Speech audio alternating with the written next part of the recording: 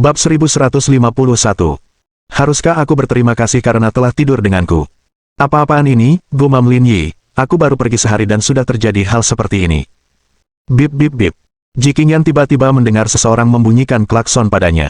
Ji Qingyan terkejut dan hampir marah ketika dia menyadari bahwa orang yang duduk di dalam mobil itu adalah Lin Yi. Wajahnya yang awalnya dingin berseri-seri bagai bunga saat dia melihat Lin Yi. Kenapa kamu tidak memberitahuku kalau kamu sudah kembali? Seperti burung layang-layang kecil yang gembira, Ji Qingyan bergegas masuk ke mobil Lin Yi dengan penuh semangat. Kemarilah, jelaskan padaku. Apa maksudmu pacarku tidak ada di rumah hari ini? Datanglah dan menginap di rumahku. Lin Yi mencubit wajah Ji Qingyan. Ji Qingyan tertegun sejenak sebelum akhirnya tersenyum. Enggak, aku lagi manggil teman-teman sekelasku. Iya, jangan cubit aku. Kalau kamu terus cubit mukaku, kulitmu bisa rusak dan riasanku bakal rusak. Menelepon teman sekelas. Apa maksudnya ini? Apa kau sedang menyalakan kembali api cinta lama? Omong kosong apa yang kau katakan? Ji Qingyan menegur. Kamu ingat aku punya teman sekelas bernama Lutian. Waktu kita ke rumah Guru Zhang dulu, kamu juga pernah ketemu dia. Lutian. Lin Yi bergumam. Sepertinya dia punya kesan tertentu tentangnya. Apakah kamu mengajaknya keluar? Tentu saja. Apa menurutmu aku bertemu pria lain? Bagaimana mungkin? Ji Qingyan memegang ponselnya. Tunggu di sini. Aku akan meneleponnya kembali. Seperti kata pepatah, orang benar tidak takut pada bayangan yang bengkok. Kenapa kamu menutup telepon? Tanya Lutian. Cepat. Aku sudah menjemput Yuan. Ayo kita lihat para pria tampan itu. Tubuh mereka sangat seksi. Kebetulan, pacarmu sedang tidak di rumah, jadi kita bisa berpesta sampai subuh hari ini. Dia terdiam. Wajah Ji Qingyan semerah tungku api. Ia begitu malu hingga berharap bisa menemukan lubang untuk bersembunyi. Saya tidak tertarik dengan hal-hal seperti itu, jadi saya tidak akan pergi. Ah, kamu tidak pergi, kata Lutian. Bukankah kita sudah sepakat? Lagi pula, pacarmu juga tidak ada di rumah. Sayang sekali kalau melewatkan kesempatan sekali seumur hidup ini. Baiklah, aku tidak akan pergi. Kalau begitu, kita berdua saja yang pergi. Orang yang berbicara bukanlah Lutian, melainkan He Yuan yang duduk di samping Lutian. Bos kami sering bepergian untuk urusan bisnis dan sering tidak ada di rumah. Akan ada banyak kesempatan di masa depan, jadi melewatkan kesempatan ini tidak akan berpengaruh. Baiklah kalau begitu. Yuan dan aku pergi dulu. Kita bertemu lain hari saja. Setelah panggilan berakhir, Ji Qingyan tiba-tiba berbalik dan menatap Lin Yi dengan polos. Ini akan sulit dijelaskan. Nona Ji Qingyan, tidak bisakah kau memberiku penjelasan yang masuk akal untuk ini? Tanya Lin Yi sambil tersenyum. Sumpah, aku benar-benar tidak melakukan apa-apa. Bukan itu yang mereka katakan. Kalau kamu tidak percaya, tanya saja ibuku. Waktu kamu perjalanan bisnis, aku selalu di rumah.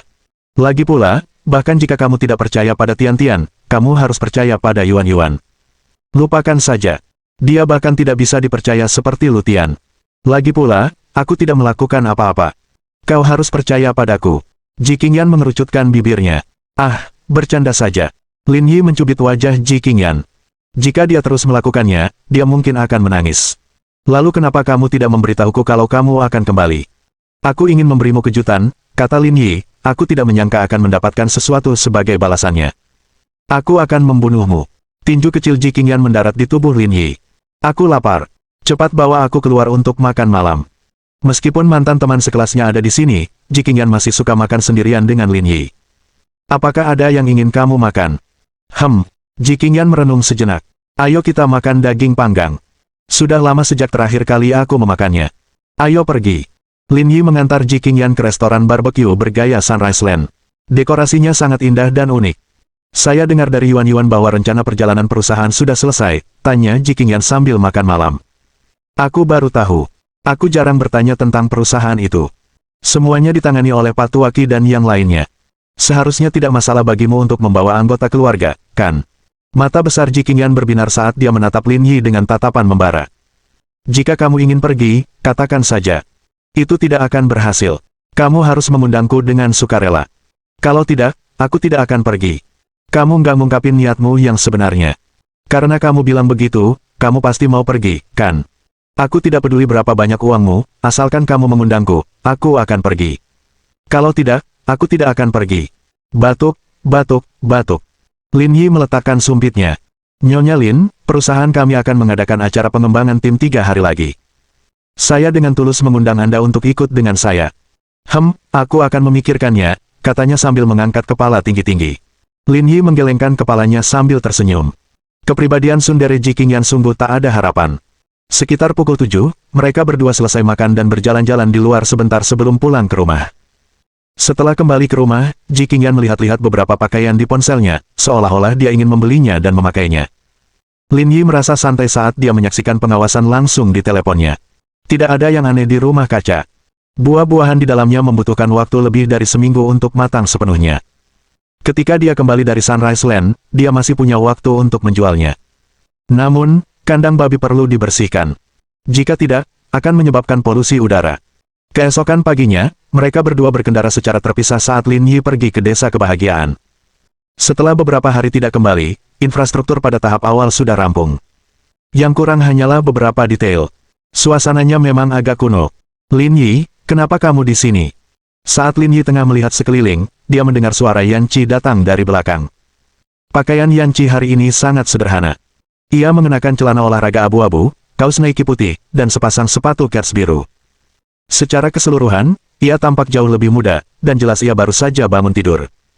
Ia bahkan tidak memakai riasan, tetapi kulitnya yang halus tetap sehalus gadis berusia 18 tahun. Namun, gaya rambut bergelombangnya yang dewasa justru menunjukkan daya tarik kewanitaannya. Pesona dewasanya yang tak terlukiskan pun langsung terpancar. Saya pergi ke Yanjing beberapa hari yang lalu. Saya baru kembali kemarin, jadi saya mampir ke sini untuk melihat-lihat. Jangan khawatir, aku sudah mengawasi rumahmu selama beberapa hari terakhir, kata Yan Qi. Tapi aku menyadari sesuatu. Sejak aku makan buah yang kau tanam, kulitku jauh lebih baik. Setelah begadang berhari-hari dan bermalam-malam, kulitku tidak terpengaruh sama sekali. Kalau tidak ada ciri-ciri khusus, berani-beraninya aku menjualnya dengan harga segitu.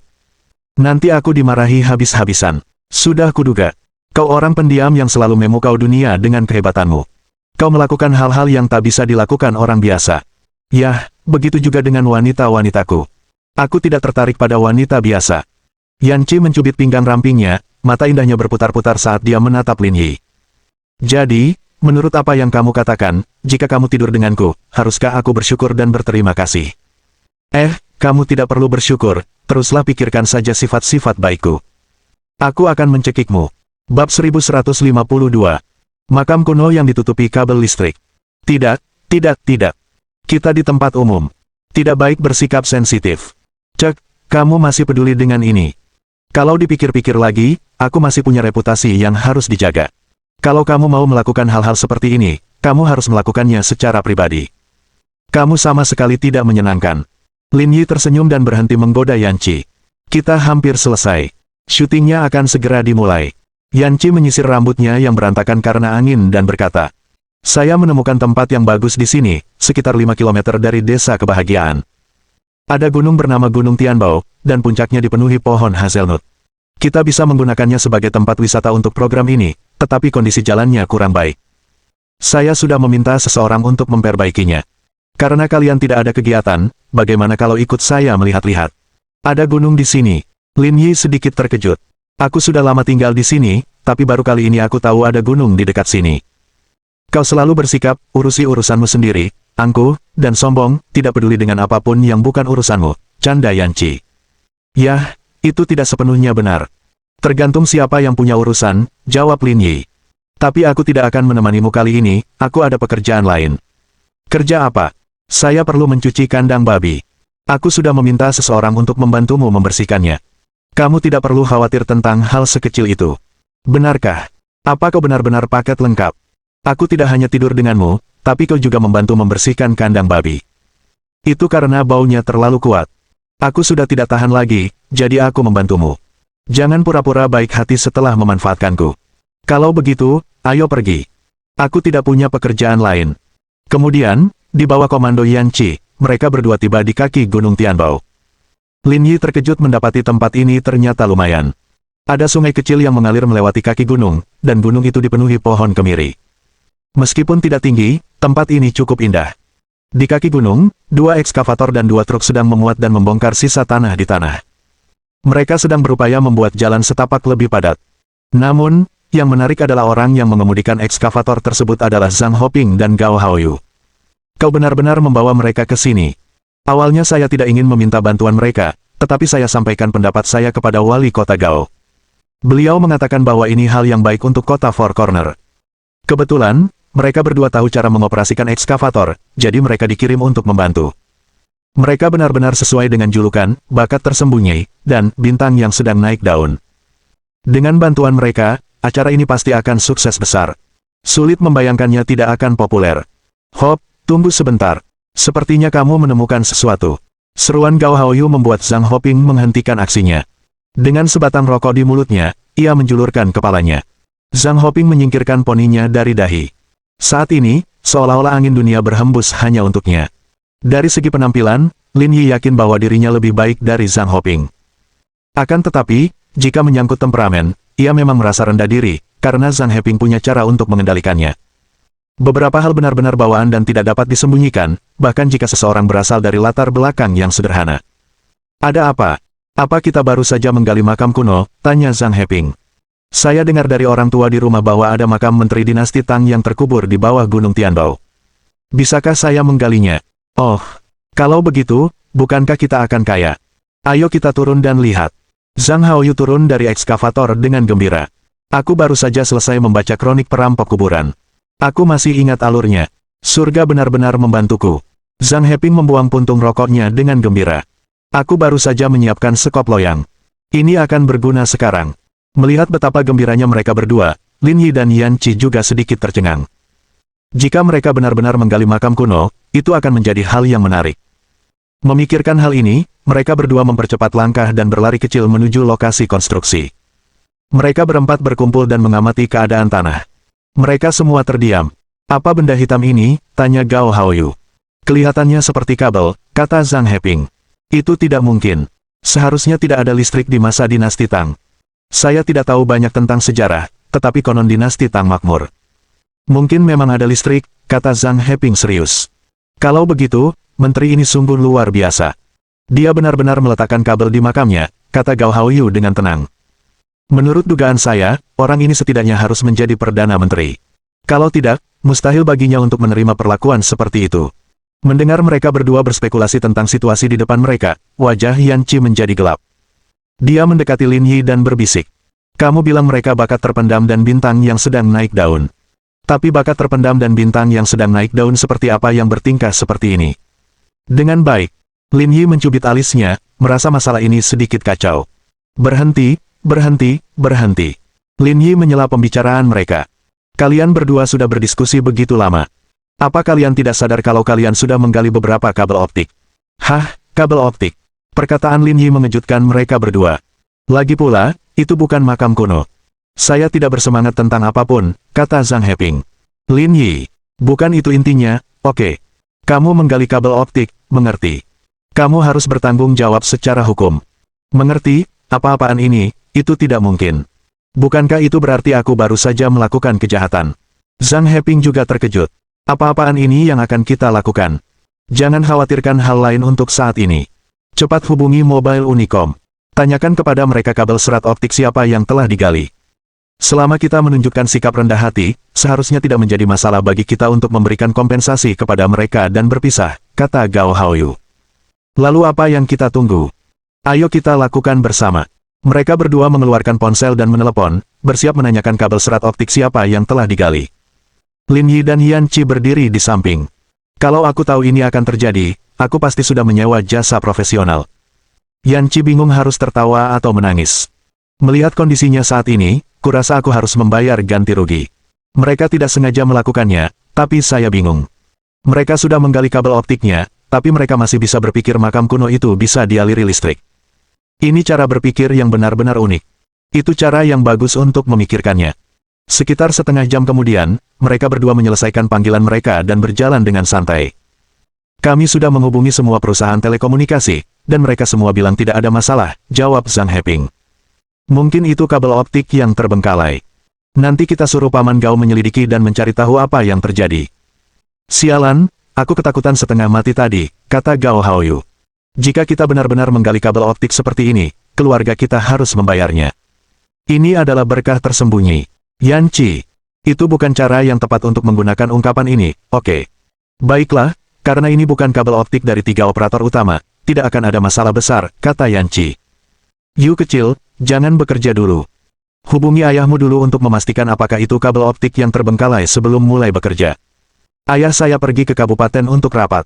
Saya rasa saya juga tidak bisa menghubunginya, kata Gao Haoyu. Tapi saya rasa itu tidak akan jadi masalah besar. Selain 3 operator telekomunikasi besar, siapa lagi yang akan memasang kabel di sini? Apakah kamu memanggil militer, kata Lin Yi ringan. Yanchi, kabel optik militer. Bab 1153. Berkinerja baik dan cobalah untuk mendapatkan pengurangan kalimat. Yanchi merasakan hawa dingin menjalar di tulang punggungnya. Kalau kabel serat optik milik 3 operator besar, itu bukan masalah besar. Mereka hanya perlu membayar kompensasi. Namun, jika kabel serat optik militer digali, hal itu dapat menyebabkan sesuatu yang serius. Mereka tidak hanya akan didenda, tetapi mereka juga harus menghadapi tanggung jawab pidana. Jika demikian halnya, tak seorang pun dapat memikul tanggung jawab ini. Berapa nomor kantor militernya? Bolehkah saya menelepon? Tanya Zhang Heping. Nomor itu untuk menelepon polisi, kata Gao Haoyu. Sepertinya tidak berfungsi. Lalu apa yang harus kita lakukan? Apa ini serius? Kenapa aku punya firasat buruk? Zhang Heping gemetar. Ini serius, tapi jangan khawatir, kata Lin Yi. Bagus. Kau membuatku takut setengah mati. Jika saatnya tiba, bersikaplah baik dan usahakan agar hukumanmu dikurangi. Zhang Heping. Gao Haoyu. Seserius itukah? Aku satu-satunya pewaris 3 generasi di keluargaku. Aku belum menikah. Aku tidak bisa mati sepagi ini. Biar saya telepon dan bertanya tentang situasinya. Dengan itu, Lin Yi mengeluarkan ponselnya dan menelepon Yang Guangxia. Beberapa menit kemudian, panggilannya tersambung. Kenapa kamu meneleponku? Lin Yi terkekeh. Aku ingin bertanya sesuatu padamu. Apa itu? Saya baru saja menggali beberapa kabel optik.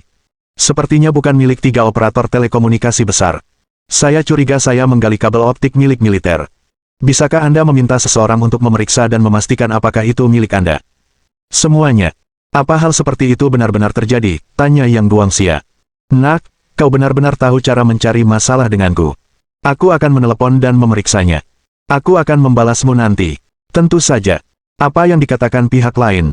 Yanchi bertanya setelah Lin Yi menutup telepon. Dia menelepon untuk memeriksa. Lin Yi tidak bisa memastikannya. Menggali kabel serat optik militer tanpa izin adalah kejahatan serius. Itu bukan hal sepele. Ini menyangkut keamanan nasional dan tidak seorang pun dapat mengesampingkan masalah ini. Lagi pula, Anda tidak bisa menjamin siapa orang baik dan siapa mata-mata yang menyamar. 10 menit kemudian, Yang Guangxia menelepon. Kabel serat optik di Zhanjialen putus. Lokasinya dekat desa Huanxi. Kamu di sana, kan? Itu benar. Apakah kamu melakukan ini? Tanya Yang Guangxia. Lin Yi melirik Zhang Heping. Aku berhasil. Tidak apa-apa kalau kau melakukannya. Aku akan bertanggung jawab. Lain kali hati-hati. Ini bukan masalah kecil. Aku tahu. Hanya saja kalian tidak memasang tanda. Kami tidak tahu ada kabel optik militer di sini. Kami menggalinya dengan sekop. Meskipun kita tidak menangani masalah ini dengan baik, kita tidak bisa bernegosiasi dalam hal keamanan nasional. Kamu harus memahami aturan-aturan ini. Jika dijatuhi hukuman normal, apa putusannya? Denda dan penjara. Umumnya, penggalian kabel serat optik militer menghabiskan biaya lebih dari 4.000 yuan per detik. Jika pelanggarannya ringan, hukumannya bisa kurang dari 10 tahun. Jika serius, hukumannya bisa lebih dari 10 tahun atau bahkan hukuman mati. Sial, ini terlalu menakutkan. Lebih dari 4.000 yuan per detik. Itulah sebabnya kita tidak boleh gegabah dalam hal ini. Kamu harus berhati-hati di masa depan, kata Yang Guangxia. Soal lokasi tempatmu bekerja, jangan sentuh lagi. Aku akan panggil seseorang untuk mengurusnya nanti. Tetaplah di sini dan bekerja samalah dengan mereka. Tentu saja. Setelah menutup telepon, keduanya menatap Lin Yi dengan mata membara. Zhang Heping bertanya dengan hati-hati. Seharusnya tidak ada masalah lain, kan? Tidak apa-apa. Aku sudah mengurusnya untukmu, kata Lin Yi. Kalian berdua tunggu di sini sebentar. Militer akan mengirim seseorang untuk menemuiku nanti. Kalian hanya perlu tutup mulut dan bilang aku pelakunya. Oke. Mengerti. Setelah memberikan instruksi, Lin Yi meregangkan tubuh dan menyapa Yanchi. Apakah kita akan naik gunung? Ayo pergi. Kurasa pemandangan di gunung lumayan bagus. Ayo kita ke atas dan melihat-lihat, lalu kita coba membuat skenario baru. Enen, aku punya beberapa trik baru yang bisa kucoba. Yanchi mengulurkan tangan dan mencubit Lin Yi. Jangan pikir aku tidak tahu apa yang kau pikirkan. Aku serius. Jangan bicara omong kosong.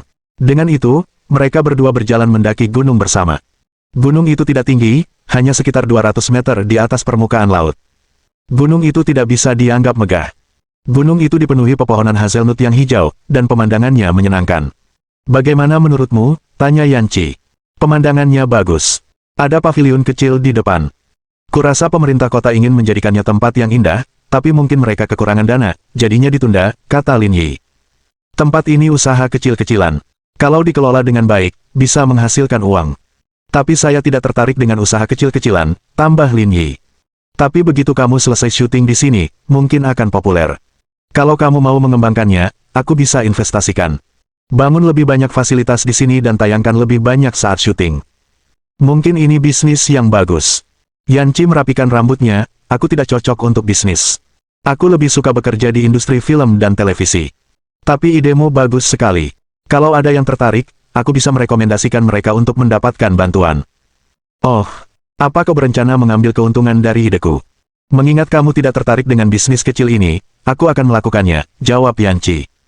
Lin Yi tersenyum dan tidak berkata apa-apa. Oh ya, nanti kalau kita kembali, pikirkan cara untuk mendapatkan salinan informasi dasar mereka. Mereka berdua, Gao Haoyu dan Zhang Heping. Meskipun kecil kemungkinannya, kurasa lebih baik berhati-hati. Kita tidak boleh gegabah dalam hal keamanan nasional. Aku tahu maksudmu, kata Yanchi serius, menyadari keseriusan masalah ini. Orang yang menolongmu tadi seharusnya tuan tua yang baru pertama kali kita temui, kan? Bagaimana kamu tahu? Indra keenam seorang wanita, kata Yanchi. Saat pertama kali kita bertemu, aku sudah merasa hubungan kalian tidak biasa. Lagi pula, dia kepala garnison. Bagaimana kalian bisa terlibat dengan orang seperti itu? Apa kau lupa? Dulu aku direktur departemen kardiologi di rumah sakit Huasan. Aku melakukan operasi besar untuknya, dan kami langsung akrab setelah itu. Jadi itulah yang terjadi. Saya juga ahli ginekologi. Kalau ragu, silakan telepon dan tanya saya. Penjahat. Sambil mengobrol, mereka berdua berjalan-jalan sebentar di sekitar gunung sebelum menuruni gunung. Di kaki gunung, orang-orang yang dikirim militer bergegas memperbaiki kabel. Lin Yi meminta maaf secara simbolis dan pergi dengan malu. Namun, Lin Yi juga orang yang baik. Ia mengeluarkan 2 kotak maote yang selalu ada di mobilnya, dan masalah ini diselesaikan secara damai. Setelah menyelesaikan masalah tersebut, Lin Yi pulang dan membersihkan kandang babi. Kemudian, ia menyiangi dan menyemprotkan pestisida. Ia memeriksa buah-buahan di rumah kaca, memetik buah-buahan yang terserang ulat sebelum kembali ke rumahnya. Tanpa disadari, 2 hari telah berlalu dan perjalanan Lingyun Group ke Sunrise Land akan segera dimulai. Meskipun belum pernah ke sana sebelumnya, Lin Yi tidak merasakan apa-apa. Di sisi lain, Ji Qingyan dan He Yuan sangat bersemangat meskipun mereka pernah ke sana sebelumnya. Lin Yi, pergilah berbelanja denganku malam ini, kata Ji Qingyan melalui telepon. Bab 1154. Kamu tidak layak. Nyonya Lin, apakah Anda sudah memikirkannya dan memutuskan ingin bepergian ke negeri matahari terbit bersama kami? Lin Yi bercanda di kantor. Itu terutama karena kamu begitu tulus, aku tidak tega menolakmu, jadi aku dengan berat hati setuju. Baiklah, baiklah. Terima kasih, Nyonya Lin. Lin Yi tersenyum. Merupakan suatu kehormatan bagi keluarga Lin bahwa Anda bisa ikut dengan saya. Baguslah kamu tahu hal ini. Sekarang sudah jam 3. Jemput aku. Kita akan ke sana sekarang dan makan setelah selesai. Baiklah, aku akan datang sekarang. Ya. Pelan-pelan saja. Tidak perlu terburu-buru. Setelah menutup telepon, Lin Yi mengemasi barang-barangnya dan bersiap untuk pergi. Namun, pada saat ini, pintu kantor didorong terbuka. He Yuan mengenakan gaun panjang dan riasan tipis. Ia menenteng tas LV saat masuk. Apa yang kamu lakukan di sini? Aku mau jemput kakak perempuanku. Ayo belanja. Kita mau belanja. Kenapa kamu ikut campur? Kakak perempuanku memintaku untuk pergi, kata He Yuan dengan wajah datar. Aku akan berangkat ke Sunrise Land besok. Tentu saja aku harus membeli baju baru. Aku ingin tampil cantik. Secantik apapun dirimu, kamu tidak secantik istriku. Aku tahu. Aku masih punya sedikit kesadaran diri, kata He Yuan.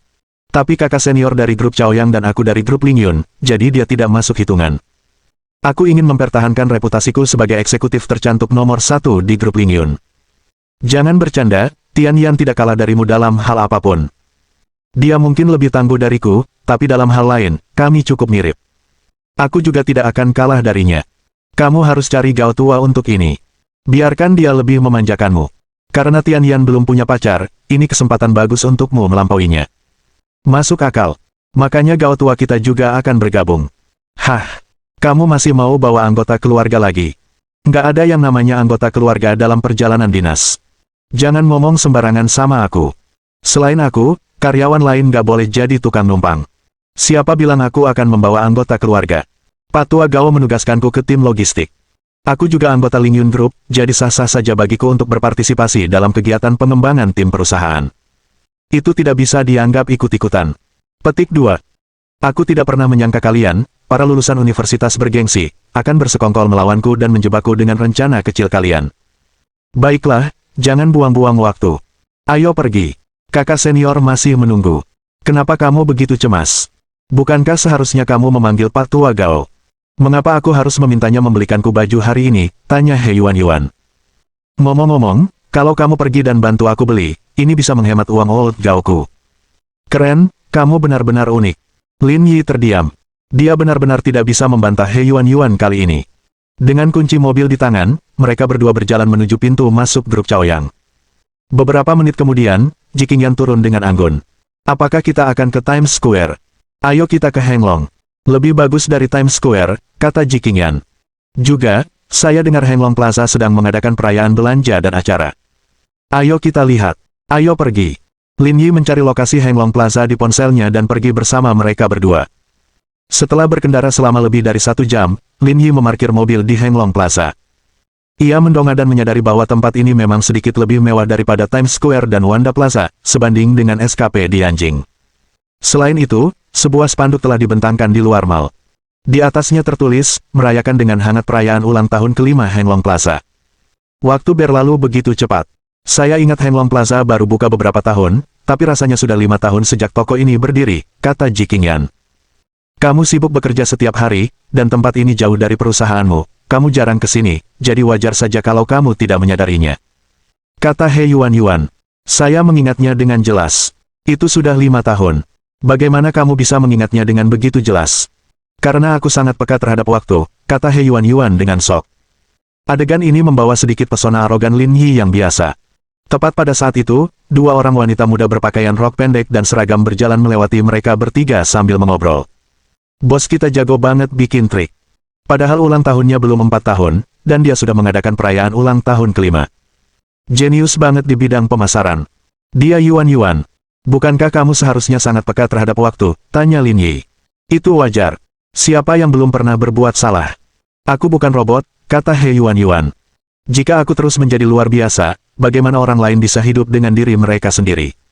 Ji Qingyan melirik He Yuan, lalu ke Lin Yi. Kedua orang ini benar-benar menjadi semakin mirip. Ayo, jangan hanya berdiri di sini. Ayo cepat masuk. He Yuan juga merasa sedikit canggung. Ia ingin cepat masuk untuk menghindari topik ini. Meski dia makin mirip Lin Yi, dia tidak se-ekstrem Lin Yi. Lihat 2 keranjang bunga ini. Karena ini adalah perayaan toko, karpet merah tebal membentang di pintu masuk. Di kedua sisi karpet merah terdapat 2 baris keranjang bunga besar untuk merayakan ulang tahun ke-5 kompleks tersebut. Alasan dia berseru itu karena ada 2 keranjang bunga dari Lingyun Group dan Didi. Lin Yi menggelengkan kepalanya, menunjukkan bahwa dia tidak tahu tentang ini. Sebelumnya, Henglong Plaza pernah berkolaborasi dengan Didi. Sekarang mal tersebut merayakan hari jadinya, Direktur Tian mengirimkan 2 keranjang bunga. Satu dikirim oleh Didi, dan yang lainnya dikirim oleh Lingyun Group, ujar He Yuan. Jadi itulah yang terjadi. Ayo masuk dan lihat-lihat. He Yuan menarik Ji Qingyan masuk. Kita sampai tepat waktu untuk perayaan toko hari ini. Siapa tahu, kita bahkan bisa dapat diskon. Ya, ayo pergi. Meskipun Ji Qingyan kaya, diskon selalu menyenangkan. Begitulah kodrat seorang wanita. Saat mereka bertiga masuk, mereka tertarik dengan dekorasi pestanya. Yuan, lihat, banyak sekali orang berkumpul di sana. Sepertinya ada perayaan di toko. Ayo kita ke sana dan lihat. Ji Qingyan memegang tangan He Yuan dan berjalan menuju papan nama yang tidak jauh dari sana. Acara kedua dari perayaan toko. Malam ini, pukul 17.30, Henglong Plaza akan menyelenggarakan putaran kedua perayaan toko, yang menampilkan lomba lari halang rintang pasangan. Pemenang pertama akan menerima diskon tanpa syarat sebesar 20.000 yuan untuk pembelian lebih dari 40.000 yuan plus boneka Pikachu 168 cm. Pemenang tempat kedua akan menerima diskon tanpa syarat sebesar 10.000 yuan untuk pembelian lebih dari 20.000 yuan plus mainan mewah Hello Kitty 143 cm. Pemenang ketiga akan menerima diskon tanpa syarat sebesar 5.000 yuan untuk pembelian di atas 10.000 yuan plus boneka Doraemon 122 cm. Ketika Ji Qingyan dan He Yuan melihat hadiah di poster, mereka berbalik dan menatapnya dengan mata menyala-nyala. Lin Yi melangkah maju dan memegang kepala He Yuan, memutarnya dengan kuat. Ini lomba lari halang rintang berpasangan, bukan lomba pemimpin bawahan. Kenapa kamu menatapku? Aku bisa berpura-pura. Kakak perempuanku memang wanita yang sopan. Bagaimana mungkin dia bisa bermain seperti ini? Kau benar juga, tapi kau tidak layak bergabung denganku. Brengsek. Bab 1155. Toyo sedikit panas. Ji Qingyan terhibur tak terlukiskan kata-katanya. Perayaan ulang tahunnya cukup meriah, tapi aku lebih suka Pikachu. Ji Qingyan menatap Lin Yi, seolah berkata, kau kerjakan yang berat, dan aku akan menikmati hasil kemenangan. Nanti kalau sudah waktunya, kita lihat saja aturannya. Aku akan berusaha sebaik mungkin. Kamu tidak bisa berkata, berusaha sekuat tenaga, kamu pasti akan berhasil. Ji Qingyan mengepalkan tangan kecilnya dan berkata, di mata Ji Qingyan, Lin Yi adalah orang yang maha kuasa. Baiklah, aku berjanji untuk menyelesaikan misinya. He Yuan mengerutkan bibirnya. Ia sungguh tidak ingin melihat mereka berdua memamerkan kemesraan mereka. Ayo pergi, kakak senior. Acaranya akan diadakan di lantai 4. Kebetulan, ada baju renang yang dijual di sana. Ayo kita ke sana dan lihat-lihat. Kenapa kamu mau lihat baju renang padahal baru datang? Kita kan nggak butuh baju renang. Selain di depan Lin Yi, Ji Qingyan tidak terbiasa mengenakan pakaian terbuka seperti itu di depan orang lain. Tentu saja, He Yuan adalah pengecualian. Mereka berdua mandi bersama, jadi wajar saja mereka tidak terlalu peduli. Jangan khawatir. Kita akan pergi ke pemandian air panas begitu sampai. Tentu saja, kita harus pakai baju renang. Semuanya pemandian pribadi dan tidak ada orang luar, kata He Yuan. Lagi pula, cuaca di Tokyo agak panas saat ini. Aku harus pakai baju yang dingin. Bukankah Gao tua milikmu juga ikut? Tidak masalah. Saat itu, aku juga akan pakai baju renang. Suamimu juga sudah melihatnya, kan? Sekalipun dia melihatnya, itu akan menjadi kerugian baginya mengingat sosokmu, jawab Lin Yi. Kalian berdua keterlaluan, kata He Yuan, aku tidak peduli. Ayo pergi saja. Ji Qingyan tidak punya pilihan selain mengikuti He Yuan. Tata letak lantai 4 berbeda dengan lantai di bawahnya. Terdapat ruang terbuka yang luas. Oleh karena itu, tempat ini sangat cocok untuk menyelenggarakan acara hiburan. Meskipun acara belum dimulai, sudah ada anggota staf yang menyiapkan tempat untuk persiapan acara selanjutnya. Ji Qingyan sedikit bersemangat dan malu di saat yang bersamaan. Ini adalah kegiatan antara pasangan, dan dia tidak tahu apakah itu akan sangat intim. Akan sangat memalukan untuk melakukan ini di depan semua orang. Baiklah. Aku tahu kalian berdua ingin menunjukkan kemesraan kalian, tapi itu bahkan belum dimulai. Ayo kita mulai saja, kata He Yuan sambil menarik Ji Qingyan. 1/5 dari lantai 4 diperuntukkan bagi pakaian renang. Meskipun tidak besar, semua merek pakaian renang terkemuka di dunia berkumpul di sana. Akan tetapi, salah satu di antaranya harganya lebih dari 1.000. Khususnya, beberapa celana renang wanita memiliki kain yang sangat minim dan bahkan dijual dengan harga lebih dari 5.000 yuan. Namun, yang aneh adalah banyak orang yang menanyakannya. Lin Yi terdiam. Bahkan anak laki-laki polos seperti dia merasa celana renang seperti ini tidak akan pernah usang. Kenapa para wanita ini masih banyak bertanya? Bagaimanapun, dia dan Ji Qingyan adalah pasangan yang sah, namun dia belum pernah menunjukkan begitu banyak hal kepadanya sebelumnya. Meskipun He Yuan biasanya sangat riang, dia sangat menahan diri saat berbelanja pakaian renang. Kamu nggak suka bikini? Kenapa kamu lihat-lihat desain konservatif begini? Tanya Ji Qingyan sambil tersenyum. Kalau sudah punya pacar, harus hati-hati dalam hal ini, kata He Yuan.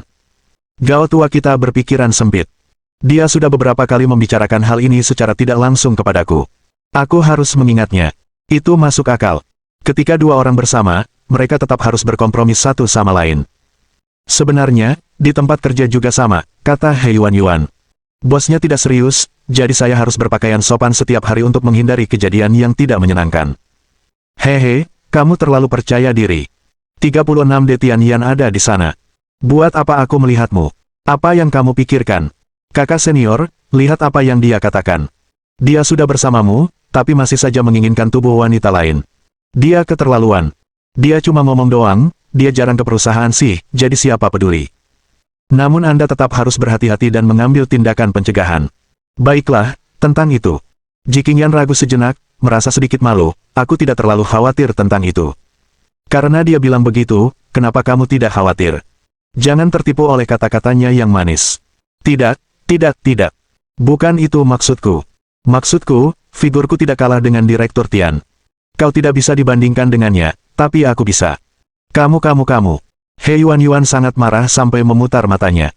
Apa kau lupa siapa yang menyuruhmu membolos untuk menonton konser My Day waktu itu? Iya, bukannya aku yang bantuin kamu waktu haid. Kita impas sekarang. Kurasa kalian berdua seperti burung yang sama. He Yuan berkata, kalian tidak lagi sama seperti dulu. Kalian telah dirusak olehnya. Tidak, aku belum melakukannya. Jangan menyangkalnya. Kamu sudah berubah. Kamu tidak lagi semurni dulu. Saya akan bertanggung jawab penuh atas pengeluaran Anda hari ini, kata Lin Yi. Bos orang baik. Bos akan hidup aman. Kamu dan kakak senior adalah orang paling murni di dunia. Jiqingyan menggosok pelipisnya tanpa daya. Setiap orang punya kelemahan masing-masing. Hanya Lin Yi yang bisa menenangkan Yuan dalam sekejap. Apakah ini kekuatan uang? Mereka berdua berbelanja cukup lama, tetapi Jiqingyan tidak tertarik dengan pakaian renang. Ia masih memiliki beberapa set pakaian renang yang pernah dibelinya sebelumnya. Karena itu, ia terlalu bersemangat untuk membeli lebih banyak hari ini. Namun, He Yuan memilih dengan hati-hati. Ya Tuhan, apa itu? He Yuan menutup mulutnya karena terkejut dan menunjuk ke arah baju renang yang hanya beberapa helai benang menutupi bagian pribadinya tak jauh dari situ. Ia langsung merasa malu. Bahkan saat dia di tempat tidur, dia merasa malu mengenakan barang-barang seperti itu, apalagi di pantai. Apakah kamu tertarik dengan baju renang ini? Seorang asisten toko wanita berambut pendek berjalan mendekat dan tersenyum. Ini baju renang baru Gucci tahun ini. Harganya 9.499. Sialan, mahal banget. Lin Yi tidak menganggap 9.499 yuan itu mahal, karena jumlah itu bahkan tidak cukup untuk membeli satu kali makannya. Dia hanya merasa agak bodoh membeli beberapa potong tali dengan harga ini. Anda tidak bisa menjualnya dengan harga setinggi itu hanya karena Anda Gucci, bukan? Aku juga merasa agak mahal. Jiqingyan mengerucutkan bibirnya. Menghabiskan lebih dari 200.000 yuan untuk membeli mantel bukanlah apa-apa bagi Jiqingyan. Malahan, ia merasa itu sepadan. Tetapi jika Anda memintanya menghabiskan lebih dari 9.000 yuan untuk membeli beberapa tali, dia pasti tidak akan bisa menerimanya. Itu karena pakaian dalam yang biasa ia beli hanya seharga beberapa ratus yuan per pasang. Sangat sedikit yang harganya bahkan melebihi 1.000 yuan. Tentu saja, ia tidak akan menerima harga seperti itu. Di sisi lain, standar pengeluaran He Yuan lebih rendah dibandingkan Jiqingyan, jadi dia pasti tidak akan bisa menerima harga seperti itu. Barang-barang mewah ini laris manis sekarang. Berani-beraninya mereka memasang harga berapapun. He Yuan menarik Jiqingyan. Ayo pergi. Mereka bertiga pergi ke toko lainnya. Kenapa pria tampan itu pergi? Seorang asisten toko wanita berambut panjang berjalan keluar dan berkata, saya masih mengagumi kecantikannya. Tak ada gunanya meskipun dia tampan. Dia pria miskin. Kedua gadis itu membuang-buang waktu mereka dengannya. Bab 1156. Begitu sederhana hingga seseorang dengan trombosis otak dapat melakukannya. Tidak mungkin. Lihat pakaian anak itu. Dia tidak terlihat seperti orang miskin. Kalau soal barang-barang seperti itu, kita nggak bisa cuma lihat penampilan. Asisten toko berambut pendek itu menunjuk baju renang yang cuma terbuat dari beberapa tali. Waktu aku kasih tahu harganya tadi, coba tebak apa yang dia lakukan. Dia mengumpat dan bilang harganya mahal banget. Aku belum pernah lihat orang kaya yang kayak gitu nggak berbudaya. Mungkin dia salah menilai. Tuhan itu adil. Kalau dia begitu tampan, dia tidak bisa memberinya lebih banyak kekayaan. Kalau tidak, bagaimana orang lain bisa bertahan hidup, kata asisten toko wanita berambut panjang itu. Asisten toko berambut pendek itu menyilangkan tangan di depan dada. Kurasa mereka di sini untuk berpartisipasi dalam perayaan ulang tahun. Mereka hanya membuang-buang waktu di sini sebelum dimulai. Kemungkinan besar. Sudah hampir pukul 5.30, dan acara kedua hari ini akan segera dimulai. Semua orang berkumpul di lantai 4. Awalnya, saya pikir hanya orang biasa seperti kami yang akan berpartisipasi dalam acara seperti ini di tempat seperti Henglong. Saya tidak menyangka orang-orang kaya seperti ini akan datang. Tidak ada larangan tegas bagi staf untuk berpartisipasi dalam perayaan toko hari ini. Menghadapi imbalan yang besar, banyak orang memilih untuk mencoba, tetapi mereka semua gagal pada akhirnya. Itu karena ini adalah permainan tim, jika satu orang tidak melakukan tugasnya, keduanya bisa lupa akan hadiahnya. Itu wajar. Kebanyakan pelanggan yang datang ke sini untuk berbelanja adalah pekerja kera putih, dan dengan diskon sebesar itu, tentu saja akan ada orang yang mau berpartisipasi, kata asisten toko wanita berambut panjang itu. Di sisi lain, para Taipan yang sangat kaya akan menyesuaikan barang-barang mereka secara daring atau meminta sekretaris dan asisten mereka untuk membelinya. Mereka tidak akan datang ke sini secara langsung. Kau benar. Karena aku sedang tidak ada kegiatan lain, aku anggap saja ini sebagai pertunjukan. Pramuniaga berambut pendek itu mengeluarkan ponselnya. Aku harus menelepon pacarku dan bertanya di mana dia. Acaranya sebentar lagi dimulai. Dia tidak boleh terlambat. Dengarkan aku. Pacarmu seorang instruktur di Akademi Kepolisian. Permainan kecil seperti ini seharusnya mudah baginya. Tentu saja. Sebenarnya, aku sudah tahu aturan kompetisinya. Kami berdua sudah beberapa kali berlatih di rumah, jadi kurasa itu bukan masalah besar. Hari ini, kita harus mendapatkan voucher diskon 20.000 yuan. Setelah meninggalkan toko baju renang Gucci, He Yuan mengunjungi beberapa toko lain sebentar, tetapi dia masih tidak dapat menemukan apapun yang disukainya. Karena dia ingin membeli pakaian renang yang konservatif dan seksi. Lin Yi menjawab, kamu sedang bermimpi. Itu sama gilanya dengan berharap seseorang akan mentransfer uang ke kartu bank Anda setiap hari saat Anda tidur di rumah. Apa kau pikir kau penipu sepertiku?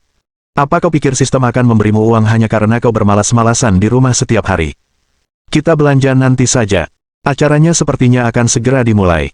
Ia melihat jam tangannya dan menyadari sudah hampir pukul 17.30. Banyak orang sudah berkumpul di lantai 4 dan menunggu di tempat acara. Apanya yang seru? He Yuan mengerutkan bibirnya. Kalian tidak kekurangan uang. Tapi bagaimana mungkin sesuatu yang Anda dapatkan secara gratis sama dengan sesuatu yang Anda beli dengan uang? Sebenarnya He Yuan juga ingin pergi, tetapi Gao Zongyuan tidak ada di sini. Mereka bertiga berdiri di tepi kerumunan. Untungnya, mereka tidak pendek dan bisa melihat ke arah kerumunan dengan berjingkat-jingkat. Di tempat kejadian, ada beberapa gadis pendek yang sedang menunggangi leher anak laki-laki itu. Ji Qingyan merasa aksi ini agak keren, tetapi karena ada begitu banyak orang di sana, ia merasa malu dan hanya ingin mencobanya di rumah. Tak lama kemudian, pukul 5.30. Seorang pria muda berjas berjalan ke depan panggung sambil membawa mikrofon.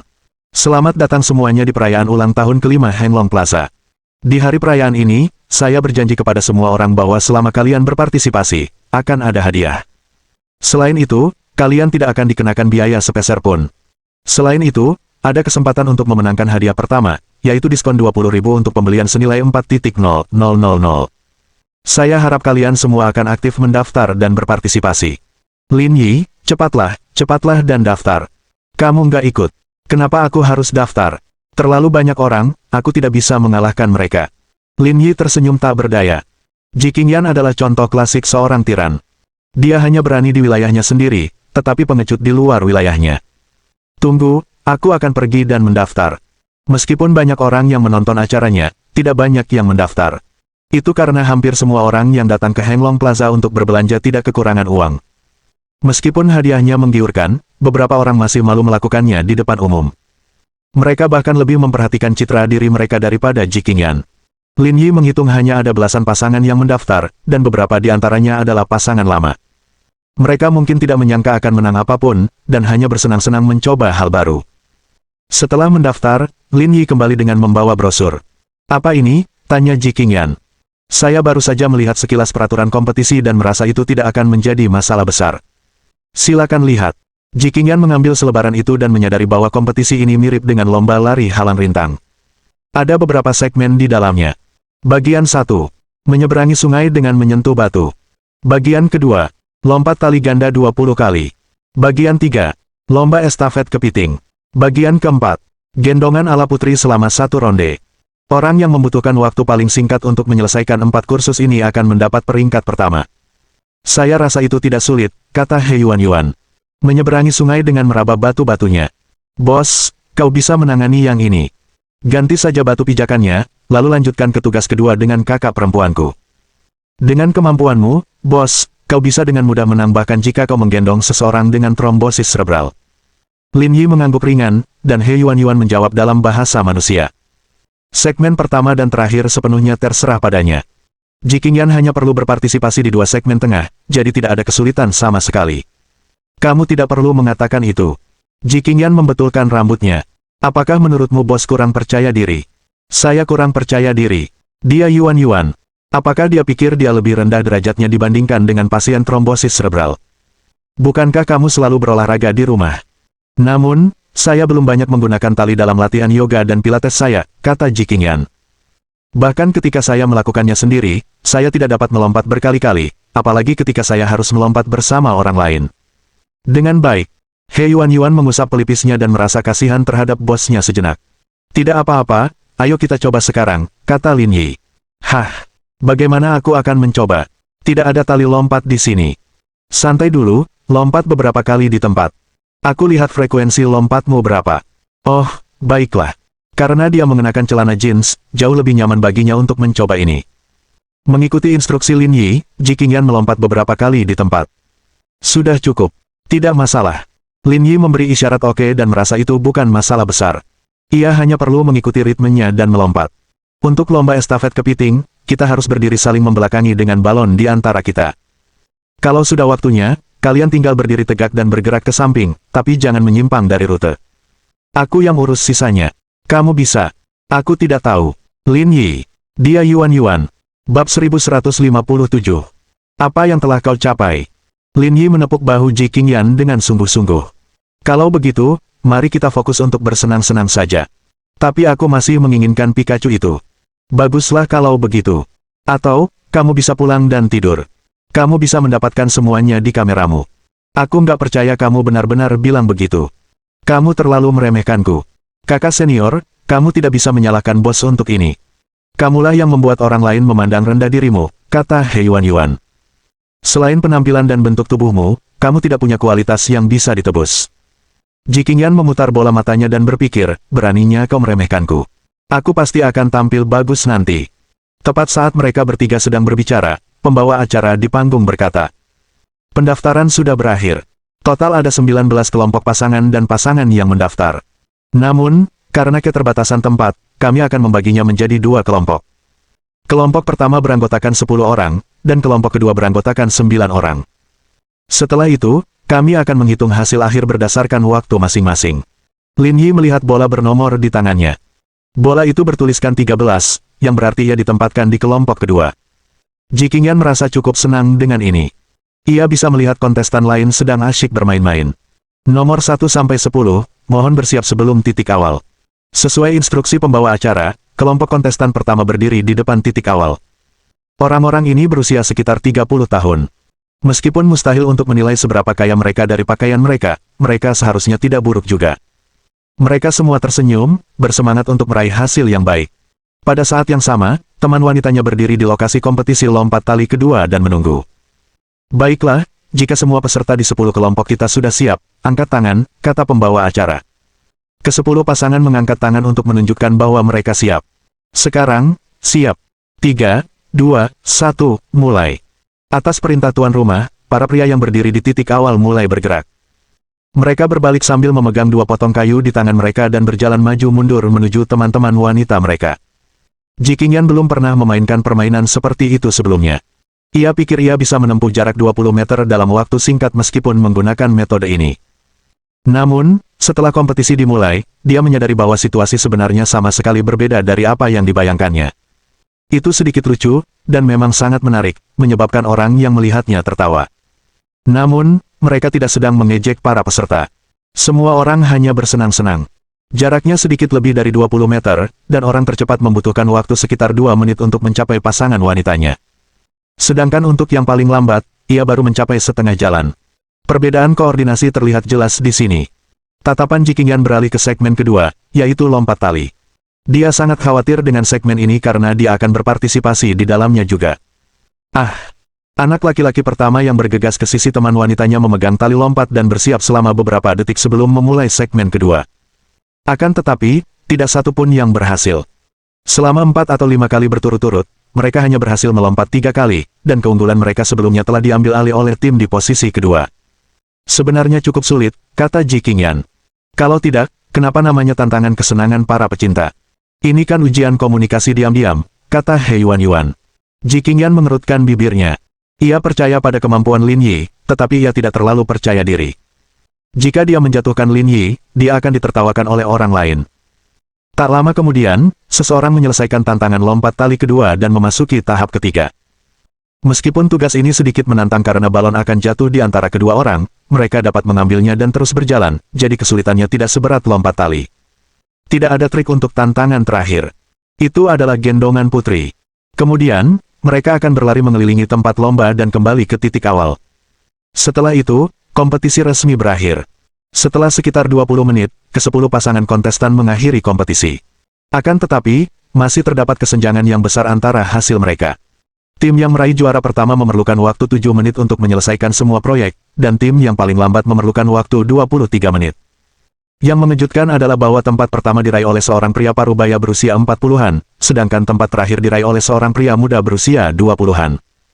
Namun, yang paling menarik adalah pria parubaya berusia 40-an itu menggendong seorang perempuan muda berusia 20-an. Sementara itu, pemuda berusia 20-an itu menggendong seorang perempuan berusia 40-an. Kombinasi ini tampaknya lebih menarik daripada kompetisi itu sendiri. Kakak senior, bagaimana perasaanmu? Kamu sudah melihat seluruh prosesnya. Bisakah kamu melakukannya? Suara mendesing. Dia menarik napas dalam-dalam dan berkata dengan yakin, mari kita fokus untuk bersenang-senang. Lin Yi. Dia sungguh tidak berguna. Baiklah, setelah hasil kelompok pertama ditabulasi, kita akan mengetik hasilnya di layar nanti untuk memastikan keaslian kejadiannya. Dengan itu, tuan rumah memegang kartu itu dan berkata, sekarang, saya akan mengundang 9 kontestan dari kelompok kedua untuk bersiap di titik awal. Menurut pembawa acara, para putra tiba di titik awal pertandingan pertama, dan para putri tiba di titik awal segmen kedua untuk mempersiapkan kompetisi. Pada saat inilah Lin Yi dan Ji Qingyan muncul, menyebabkan gelombang seruan. Anak itu sangat tampan, terutama profil sampingnya. Sangat jelas. Dia sangat tampan. Gadis itu juga lumayan. Dari wajah maupun bentuk tubuhnya, dia sempurna. Begitu keduanya muncul, mereka menjadi pusat perhatian. Jarang sekali kita bisa melihat perpaduan sempurna antara pria tampan dan wanita cantik. Lin Yi dan Ji Qingyan sudah terbiasa menjadi pusat perhatian. Setiap kali ia pergi keluar, pasti ada yang datang meminta WeChat-nya. Ia sudah lama menolak hal-hal seperti itu. Tuan rumah, bisakah Anda menunggu sebentar? Pacar saya belum datang. Orang yang berbicara adalah seorang asisten toko wanita dari toko pakaian renang Gucci. Ia mengangkat tangan dan memberi isyarat. Pembawa acaranya bukanlah seorang pembawa acara profesional melainkan manajer pengawas pusat perbelanjaan, jadi wajar saja jika mereka mengenal petugas toko wanita berambut pendek itu. Meskipun mereka bersahabat, tetap ada aturan dan peraturan tertentu yang harus dipatuhi, dan mereka harus berusaha sebaik mungkin untuk membantu dalam batas-batas yang ditentukan tanpa melanggar aturan apapun. Lagi pula, mereka bisa dihukum jika melanggar. Kapan pacarmu datang? Kompetisinya akan segera dimulai. Terlalu lama untuk menunggu. Waktu aku telepon tadi, dia lagi parkir di lantai bawah. Kayaknya dia lagi di lift. Sebentar lagi dia ke sini. Baiklah, untuk memastikan semua orang bisa berpartisipasi, mari kita tunggu beberapa menit. Semua orang bisa memanfaatkan kesempatan ini untuk pemanasan, kata pembawa acara sambil tersenyum. Awalnya itu adalah kegiatan hiburan, jadi tidak ada yang terlalu mempermasalahkannya. Tepat pada saat itu, pintu lift tak jauh dari sana terbuka. Seorang pria bersweater olahraga berlari kecil menuju tempat pertandingan. Bukankah sudah kubilang datang lebih awal? Kenapa kamu baru datang sekarang? Ada sesuatu yang terjadi di sekolah hari ini. Para siswa belum pulang, jadi sebagai instruktur, saya juga tidak bisa pulang lebih awal. Instruktur. Mendengar pekerjaan laki-laki itu, yang lain sedikit terkejut. Bung, apa yang kamu lakukan? Saya instruktur tempur di Akademi Kepolisian, kata pemuda itu sambil tersenyum. Bab 1158. Gairah yang membara. Hah, instruktur di Akademi Kepolisian. Setelah mengetahui identitas pemuda itu, kontestan lain sedikit terkejut. Dia seorang profesional. Orang biasa jelas bukan tandingannya. Dia mungkin akan merebut tempat pertama. Ya, saya bekerja di Akademi Kepolisian Zonghai. Kalau begitu, kalian harus berbelas kasihan nanti. Jangan tinggalkan kami terlalu jauh, kata kontestan lain sambil tersenyum. Kamu terlalu baik. Aku tidak sebaik itu. Aku di sini hanya untuk berpartisipasi. Pria muda itu tersenyum, tetapi ekspresinya luar biasa percaya diri. Dengan fisiologinya, memenangkan pertandingan sekecil itu bukanlah masalah baginya. Orang-orang ini bukan tandingannya. Apalagi, mereka berdua sudah lama mengetahui kejadian itu dan sudah berlatih secara diam-diam di rumah selama beberapa hari, jadi mereka bisa menanganinya dengan mudah. Melihat semua orang memuji pacarnya, pramuniaga berambut pendek itu tampak puas. Tanpa sadar ia melirik Lin Yi dan Ji Qingyan. Juara pertama pasti milik kita. Saya tidak menyangka ada pemain profesional yang bergabung dengan grup kedua. Suasananya semakin menegangkan, kata pembawa acara sambil tersenyum. Tapi saya ingin memberitahu tim lain bahwa meskipun ada seorang ahli yang datang hari ini, yang lain jangan menyerah. Kalian mungkin bisa mengalahkannya dan merebut posisi pertama. Karena itu, semua orang harus bekerja keras. Jikinyan berdiri tidak jauh dan melirik pria yang baru saja berbicara. Ia tahu ia tak berguna, tetapi ia masih ragu. Ia tetap akan berusaha meraih juara pertama karena tak seorang pun tahu siapa yang akan menang. Batuk, batuk, batuk. Pembawa acara berdeham. Sekarang, para kontestan grup 9, dengarkan aba-abanya. Setelah kalian siap, silakan angkat tangan. Tidak ada masalah di sini. Para kontestan dari 9 grup mengangkat tangan untuk menunjukkan kesiapan mereka. Baiklah, semua kontestan, silakan bersiap. 3, 2, 1, mulai. Dengan perintah itu, 9 kelompok orang di putaran kedua bergegas keluar pada saat yang sama. Kecepatan reaksi pemuda itu sangat cepat, ia terus-menerus memindahkan balok kayu di antara kedua tangannya. Dalam sekejap mata, ia telah unggul lebih dari setengah meter. Ya ampun, ini terlalu cepat. Apa anak ini tidak manusiawi? Aku bahkan tidak secepat dia kalau jogging biasa. Ini terlalu hebat. Mendengar pujian orang lain, pemuda itu merasa bangga. Kompetisi semacam ini baginya seperti permainan anak-anak. Bagaimana mungkin orang-orang ini bisa dibandingkan dengannya? Itu seperti lelucon. Yang Long, cepatlah. Kita tertinggal. Mendengar teriakan pacarnya, pemuda itu tertegun. Pemuda itu merasa dirinya sudah berada di posisi pertama dengan kecepatannya yang tinggi. Siapa yang bisa menandinginya? Dia mendongak dan melihat orang di jalur ketiga telah melaju ke posisi lebih dari 10 meter jauhnya, bergerak dengan kecepatan 2 kali lebih cepat darinya. Yang Long tertegun sejenak. Ia tak percaya ada orang yang lebih cepat darinya. Saat dia linglung, Lin Yi berlari 1 meter lebih ke depan, meninggalkan semua orang di belakang. Jikinyan, yang berdiri di titik awal ronde kedua, melompat-lompat kegirangan. Lin Yi, kamu bisa. Kamu hebat. Mata indah Jikinyan dipenuhi bintang-bintang. Rasa bangga yang ia rasakan tak terlukiskan. Seolah-olah tidak ada seorang pun di dunia ini yang sekuat Lin Yi. Kupikir orang itu yang paling profesional. Aku tidak menyangka ada dewa yang bersembunyi di sini. Ada harimau yang meringkuk dan naga yang bersembunyi di sekitar kita. Kita tidak bisa menilai buku dari sampulnya. Bahkan instruktur profesional pun tidak bisa dinilai dari penampilannya. Mendengar percakapan mereka, ekspresi asisten toko berambut pendek dan Yang Long sedikit tidak wajar. Mereka menatap Lin Yi dengan lebih tidak senang. 10 detik kemudian, Lin Yi tiba di depan Jikinyan. Kegembiraan Jikinyan bagai gelombang yang tak tertahankan saat dia mengacungkan jempol. Kamu hebat. Aku nggak ngangka kamu secepat ini. Kamu sudah meninggalkan yang lain. Sekarang bukan saatnya untuk berbahagia. Masih ada bagian kedua yang harus diselesaikan. Setelah mendengar kata-kata Lin Yi, Jikinyan ingat bahwa mereka masih harus memulai segmen lompat tali. Jikinyan berdiri di depan Lin Yi, jarak antara mereka kurang dari setengah meter. Apakah kamu lupa apa yang baru saja kukatakan? Lin Yi mengingatkan dengan lembut. Aku tidak lupa. Aku hanya akan melompat mengikuti ritmeku sendiri. Aku tidak perlu peduli dengan apapun, kan? Ya, apakah kamu siap? Ya, ya. Ayo pergi. Piek.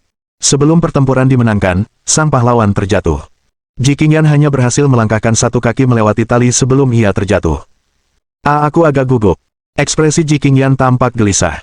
Meskipun tampak pengecut, ia tetap memiliki jiwa kompetitif. Dia tidak ingin tertinggal. Fiuh, aku siap. Pada saat ini, orang lain juga maju ke tahap kedua. Namun, tidak seperti yang lain, Jikinyan tidak berpegangan pada bahu pasangan prianya agar mereka bisa melompat bersama. Sebaliknya, ia mengikuti teknik yang diajarkan Lin Yi dan melompat dengan kecepatannya sendiri. 1, 2, 3, 14, 15. Pada lompatan ke-16, keduanya membuat kesalahan lagi. Cepat, cepat, 5 lagi dan kita akan selesai. Jikinyan mendesak, bahkan lebih cemas daripada Lin Yi. Lin Yi tersenyum dan mengangguk. Ia bisa melihat semangat menang di mata Jikinyan. Setelah ini, keduanya tidak membuat kesalahan apapun dan dengan mudah menyelesaikan 5 pengulangan yang tersisa. Pada saat yang sama, asisten toko berambut pendek dan pacarnya juga telah menyelesaikan lomba lompat tali kedua. Lagi pula, mereka telah berlatih secara diam-diam dan memiliki pemahaman diam-diam tentang ritme masing-masing. Ketika mereka mencapai acara ketiga, Jikinyan meletakkan balon di pinggang mereka dan bertanya, apakah kalian siap? Baiklah, kata Lin Yi sambil tersenyum. Jikinyan sekarang yang memegang kendali. Keinginannya untuk menang lebih kuat dari yang dibayangkannya. Untungnya, dia tidak gugup lagi, dan dia lebih fokus daripada sebelumnya. Di tengah acara, dia bahkan memerintah Lin Yi dengan serius. Meski begitu, dia tidak bergerak terlalu cepat. Tak lama kemudian, ronde ketiga pun berakhir. Demi menjaga keseimbangannya, Jiqingyan sedikit memperlambat langkahnya. Kelompok pramuniaga berambut pendek telah memulai fase terakhir. Sudah berakhir. Kita tertinggal. Jiqingyan mengerucutkan bibirnya, tak mampu menyembunyikan kekecewaan di matanya. Ronde terakhir adalah gendong putri. Satu putaran sekitar 50 meter. Mereka hanya beberapa meter di depan. Akan mudah mengejar mereka. Lin Yi mengulurkan tangan dan menarik Jiqingyan ke dalam pelukannya, memulai fase terakhir kompetisi. Melihat Lin Yi dan Jiqingyan di belakangnya, pramuniaga berambut pendek itu tidak panik sama sekali. Cek, pacarku instruktur di Akademi Kepolisian. Kebugaran fisiknya luar biasa. Kau takkan bisa mengejar kami meskipun kau bekerja keras sampai mati. Sayang, cepatlah dan tunjukkan pada mereka apa itu kekuatan sejati. Tidak masalah, kata Yang Long dengan bangga. Ujian terakhir ini soal stamina, bukan teknik. Tak ada yang bisa menandingiku. Hehe, aku setuju denganmu. Lihat, orang di belakang itu cukup cepat. Tepat saat asisten toko berambut pendek itu merasa puas, dia tiba-tiba mendengar suara orang lain. Dia tiba-tiba menyadari bahwa Lin Yi semakin dekat. Bab 1159. Aku lebih suka Pikachu. Pramuniaga berambut pendek itu tercengang. Mereka sudah berlari kencang di depan, jadi bagaimana mungkin mereka masih bisa mengejar? Tubuhnya tidak sekuat pacarnya, jadi bagaimana dia bisa memiliki kekuatan yang begitu dahsyat? Pada saat yang sama, Yang Long menoleh ke belakang dan menyadari Lin Yi semakin dekat dengannya. Ia panik dan menambah kecepatannya lagi. Namun, ia segera menyadari bahwa itu tidak ada gunanya. Jarak di antara mereka berdua makin pendek, dan dia sama sekali tidak bisa melepaskannya. Pada awal fase keempat, Lin Yi dan Jiqingyan tertinggal 5 atau 6 meter di belakang mereka, tetapi mereka naik ke posisi pertama setelah hanya berlari 20 meter. Kemudian, Lin Yi mulai melambat dan diam-diam memberitahu Jiqingyan. Cepat rapikan rambutmu. Kita harus pergi menerima penghargaan sambil tampil cantik. Jiqingyan tersenyum malu-malu, hatinya dipenuhi rasa gembira. Keduanya meraih juara pertama tanpa ketegangan. Apalagi, waktu akhir mereka adalah 3 menit 8 detik. Dengan ini, mereka benar-benar mengalahkan semua peserta lainnya. Sedangkan untuk pramuniaga berambut pendek dan Yang Long berada di posisi kedua dengan waktu 3 menit 30 detik. Hasil mereka berdua membuat orang di samping mereka berseru. Hasil seperti itu hampir mencapai batas potensi manusia. 20 menit kemudian, peserta ke-9 dari kelompok kedua berhasil menyelesaikan kompetisi. Pada saat yang sama, hasil mereka ditampilkan di layar lebar. 3 teratas sudah jelas. Kompetisi sudah berakhir dan hasilnya sudah keluar. Sekarang, mari kita undang kontestan nomor 13, kontestan nomor 19, kontestan nomor 3, dan teman-teman wanita mereka ke atas panggung, kata pembawa acara. Di tengah tepuk tangan yang minim, mereka berenam naik ke atas panggung. Selama kompetisi, Jiqingyan masih terburu-buru, tetapi sekarang, dia merasa sedikit malu. Dia sangat berharga, tapi dia tetap berjuang untuk hadiah ini. Jika orang lain tahu, mereka mungkin akan menertawakannya. Pembawa acara berjalan mendekati Lin Yi dan Jiqingyan dan tersenyum. Kalian berdua bukan hanya pasangan yang serasi, tetapi pemahaman diam-diam kalian juga telah memperluas wawasan kami. Sekarang setelah kalian meraih juara pertama, ada yang ingin kalian sampaikan. Bagikan pengalaman kalian dengan semua orang. Kami cuma pasangan biasa, nggak ada yang istimewa dari kami. Juara pertama kali ini semua berkat usaha pacarku. Terima kasih semuanya. Sebagai presiden perusahaan, dia berhasil menangani situasi itu dengan tenang, meskipun merasa sedikit malu. Namun, dari awal hingga akhir, kebanggaan di wajah Jiqingyan tak pernah pudar. Ia selalu bangga pada Lin Yi sebagai pacarnya. Pasangan serasi ini sungguh luar biasa. Hadiah pertama di acara ulang tahun kami adalah diskon 20.000 yuan untuk setiap pembelian senilai 40.000 yuan. Sudahkah kalian memutuskan bagaimana kalian akan menggunakannya? Apa rencana kalian untuk membeli? Tanya pembawa acara sambil tersenyum. Aku belum kepikiran soal itu. Aku nggak terlalu memperhatikan pacarnya. Aku memutuskan ikut karena aku suka boneka Pikachu. Kata-kata jujur Jiqingyan membuat tuan rumah tidak mampu berbuat apa-apa. Boneka Pikachu itu harganya paling cuma sekitar 200 yuan. Nggak semenarik pacarnya, kan? Asisten toko berambut pendek itu memutar bola matanya dan berpikir, kamu jelas-jelas rakus uang, tapi kamu bilang kamu kesini bukan untuk voucher. Munafik banget. Kalau kamu benar-benar sekaya itu, kamu nggak akan bilang baju renang seharga lebih dari 9.000 yuan itu mahal. Kenapa kamu pura-pura? Cek. Karena Jiqingyan sudah mengatakan ini, pembawa acara tidak dapat berkata apa-apa lagi. Di Henglong Plaza, pelanggan bagaikan dewa. Apapun yang mereka katakan, mereka harus mengalah agar diperlakukan dengan hormat. Mereka tidak boleh mempermalukan pelanggan. Terima kasih atas pidatonya, tamu wanita nomor 13, sekarang, izinkan saya menyampaikan hadiahnya. Tuan rumah mengeluarkan sebuah voucher seukuran kertas A4 dari tangan staf. Voucher itu ditaburi bubuk emas dan tampak sangat mewah. Di saat yang sama, terdapat juga boneka Pikachu sepanjang 1 meter. Namun, Jikinyan berpura-pura tidak melihat voucher itu. Ia memeluk boneka Pikachu itu. Semakin ia melihatnya, semakin ia menyukainya. Lin Yi menerima voucher itu tanpa daya. Sekalipun kamu tidak kekurangan uang, dia sudah memberikannya kepadamu. Kamu tidak bisa menolaknya begitu saja. Melihat Jikinyan sama sekali tidak tertarik dengan voucher itu, pramuniaga berambut pendek itu malah makin marah. Sok banget sih. Bisakah kita pergi sekarang? Jikinyan berbisik setelah menerima hadiah. Cukup. Tuan rumah memberi isyarat agar mereka melanjutkan. Hati-hati. Baiklah, terima kasih. Mereka berdua mengambil hadiah dan turun dari podium satu persatu. Mereka bersiap untuk bertemu He Yuan dan memamerkannya. Namun, saat dia turun, mereka melihat ke arah He Yuan dan menyadari bahwa dia sudah tidak ada lagi. Kemana dia pergi? Gumam Jikinyan. Kakak senior, aku di sini. Mendengar suara He Yuan, Lin Yi dan Jikinyan berbalik dan melihatnya berdiri belasan meter jauhnya. Di sampingnya, seorang pria parubaya berusia 50-an dan seorang wanita berusia 30-an yang mengenakan rok pendek seragam, tampak asyik mengobrol dan tertawa. Yuan sepertinya bertemu teman. Ayo kita ke sana dan lihat, kata Jikinyan. Ayo pergi. Tepat saat mereka berdua hendak mendekat, He Yuan dan dua orang lainnya berjalan mendekat. Ekspresi He Yuan sedikit formal saat dia memperkenalkan. Presiden Lin, ini CEO Henglong Group, Li Qidong. Ini asistennya, Nyonya Chen Ping. Halo, Presiden Lin, halo, Presiden Ji. Keduanya mengulurkan tangan untuk menjawab bersamaan. Mereka tidak menyangka akan bertemu CEO Henglong Group di sini. Percakapan mereka menarik perhatian peserta lainnya. Lin Yi dan Jikinyan sedang asyik mengobrol dengan CEO Henglong Group. Terlebih lagi, pihak lain sangat sopan kepada mereka dan bahkan membungkuk sedikit.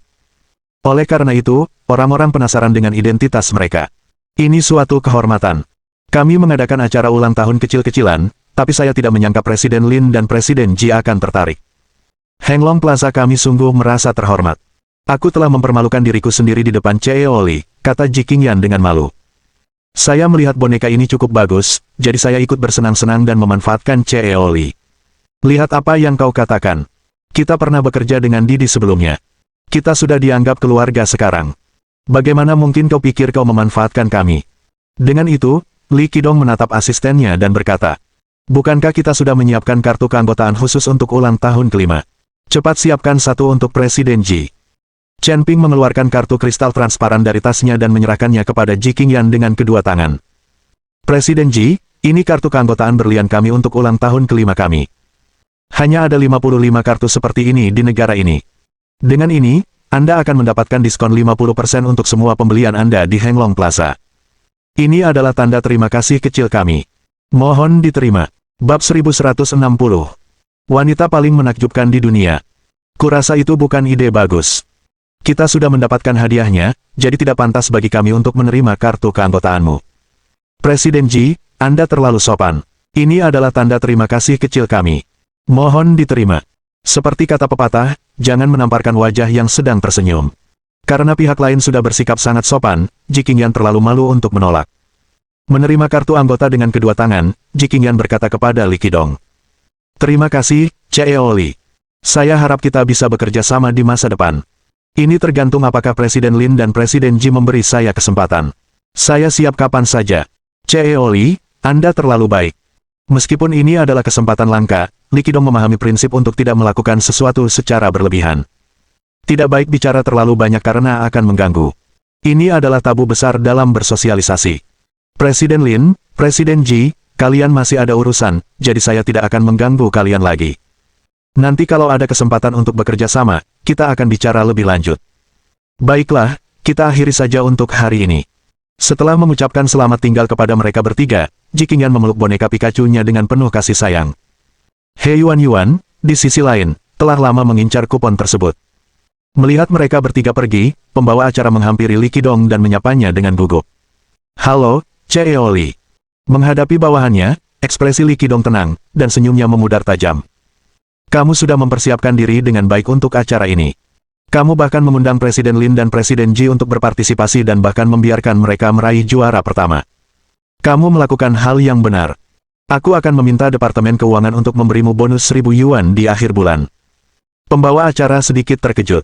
Ini sama sekali tidak ada hubungannya dengan dirinya. Mereka hanya mengandalkan kekuatan mereka sendiri untuk meraih juara pertama. Mengapa dia menerima bonus 1.000 yuan tanpa alasan? CEO Li, saya tidak melakukan kesalahan apapun, kan?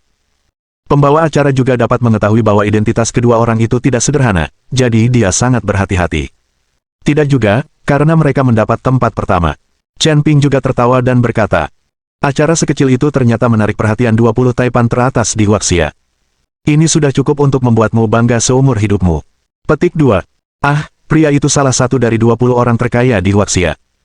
Tak hanya tuan rumah yang terkejut, tetapi orang-orang lain yang hadir juga terkejut. Mereka merasa agak tak percaya. Orang yang begitu hebat benar-benar datang berbelanja secara langsung. Dia bahkan bergabung dalam permainan yang membosankan. 20 teratas adalah perkiraan konservatif. Nilainya ratusan miliar. Hanya saja mereka biasanya tidak terlalu menonjol, jadi kalian tidak tahu tentang mereka. Dia bernilai ratusan miliar. Mendengar ini, asisten toko berambut pendek yang sebelumnya mengejek Lin Yi tercengang. Dia benar-benar mengejek seorang miliarder. Ini terlalu terbelakang. Asisten toko berambut pendek itu menepuk-nepuk dadanya dengan rasa takut yang masih tersisa. Untungnya, dia tidak mengatakan apa-apa tadi. Jika dia menyinggung orang-orang ini, dia tidak akan mendapatkan pekerjaannya lagi. Pada saat yang sama, mereka bertiga pergi. Sedangkan untuk baju renang, He Yuan tidak berniat membelinya. Lagi pula, ada satu di rumah. Dia hanya memakainya beberapa kali, jadi sayang sekali kalau beli lagi. Bos, tunjukkan vouchernya. Kelihatannya bagus sekali. Lin Yi tidak terlalu memikirkannya dan menyerahkan voucher tersebut. He Yuan memasukkannya ke dalam tasnya tanpa melihatnya. Apa yang kamu lakukan? Dengan latar belakang keluargamu, kamu pasti akan ditertawakan kalau pakai voucher belanja. Biar aku yang untung dari perilaku warga biasa ini. Jangan terlalu gelisah. Ini pusat perbelanjaan, kata He Yuan. Jika Gao Tua menikahimu di masa depan dan keluarganya tidak menjadi yang terkaya di dunia, itu semata-mata karena gen Gao Tua tidak cukup baik. Tepat sekali. Setelah keluar dari lantai 4, mereka bertiga pergi ke lantai 5. Pakaian yang dijual di sini semuanya adalah barang-barang fashion. Lantai ini juga merupakan area utama untuk berbelanja hari ini. Lagi pula, pakaian renang hanya dipakai sesekali. Lebih penting untuk membeli pakaian sehari-hari. Sesampainya di lantai 5, toko Hermes muncul di hadapan mereka. Kakak senior, ayo kita ke Hermes. Sepertinya mereka punya banyak produk baru tahun ini. Barang Hermes bagus, iya. Kenapa kamu malah mengincar rumah mereka, keluh Lin Yi. Aku tidak tahu apa bagusnya mereka, tapi aku tahu barang-barang mereka mahal. Hanya itu yang perlu ku ketahui. Apa yang kamu bicarakan? Kurasa kamu biasanya tidak punya banyak baju Hermes. Kalau aku belanja sama Pak Tua Gao, aku nggak pernah ke toko semahal itu. Aku sih begitu karena ketemu kamu hari ini. Jarang banget aku punya kesempatan buat ngerebut kamu, jadi aku harus memanfaatkannya sebaik-baiknya. Kamu cari apa? Di mana aku menaruh pisauku? Baiklah, baiklah. Ayo pergi. Jiqingyan sudah terbiasa dengan pertengkaran mereka berdua. Ia memegang lengan mereka masing-masing dengan satu tangan dan berjalan menuju toko Hermes. Presiden Li memberi kami kartu keanggotaan diskon 50%. Dengan ini, harga barang-barang mereka akan cukup terjangkau. Ya. Lihat kakak perempuanku. Dia tidak peduli dengan hal-hal sepele. Dia tampak seperti orang yang akan mencapai hal-hal hebat. Petik 2. He Yuan menggerutu dan mengabaikan Lin Yi. Dia dan Jiqingyan berjalan-jalan di sekitar toko. Lin Yi tidak tertarik berbelanja, jadi dia duduk di tempat istirahat. Pada saat yang sama, dia tidak dapat mengerti mengapa wanita begitu senang berbelanja. Setelah sekitar 40 menit, mereka berdua memilih total 7 hingga 8 set pakaian. Ada gaun, celana, gaya pantai sederhana, dan pakaian kerja formal.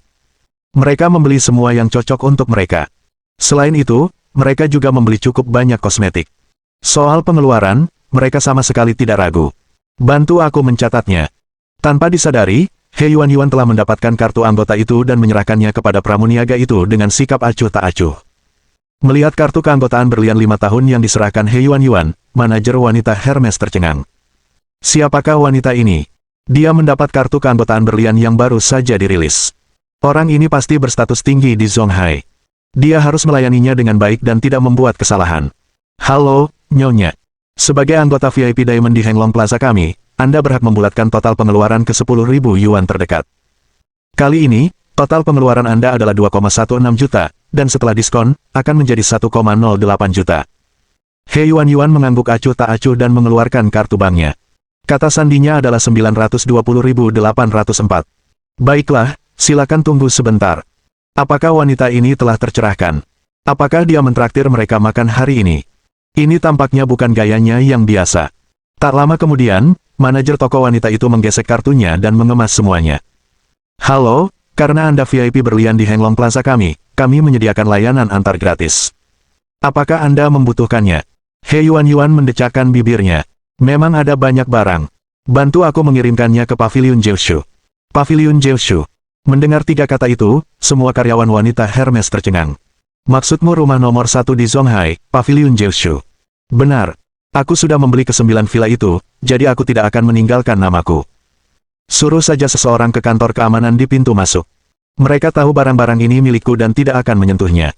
Lin Yi terdiam. He Yuan, oh He Yuan, kamu sungguh wanita paling menakjubkan di dunia. Mohon dukungan dari omom ante-ante sekalian, buat subscribe atau sharekan novel Mimin ke Facebook kalian, agar channel Mimin bisa terus berkembang. Dengan begitu, Mimin bisa lebih semangat untuk up novel seru lain ke depannya. Buat teman-teman yang sudah subscribe dan sharekan novel Mimin, Mimin ucapkan terima kasih sebanyak-banyaknya.